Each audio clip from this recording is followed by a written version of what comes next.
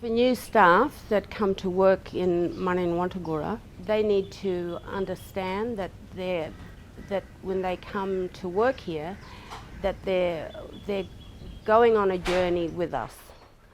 That they're to come with empathy, with an open mind, and with the knowledge that they're wanting to help in creating a change in our community. We want our new staff to be culturally aware, that they also understand the complex needs of this community, that they understand the history of our community, and that they get to understand the stories of the women from our organisation and our communities around where their links are on country. So when they come to us, they know that it's not like working in a regional town or in the city, that we live in a very remote community with lots of challenges. We want them to be listening to our Indigenous workers as well as the women and the children that they're going to be working with.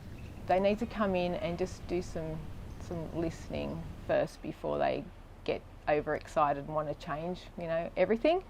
You just sit back and listen and just see what the community actually needs, and just working alongside local educators or workers.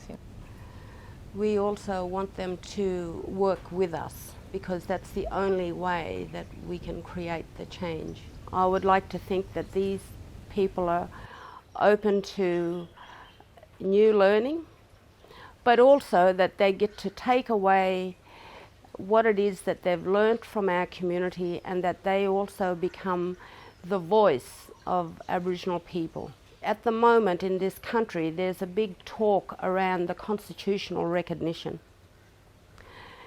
And for us, that's very, very important, that we get to have champions that can take our voices and carry those voices out into the wider community, and especially to our governments, that to understand that we want to be embedded in our constitution as Aboriginal people.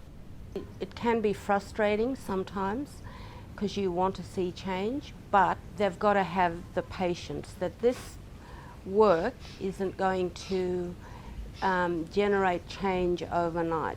But knowing this work is lifelong, and it's to create change for the next generation.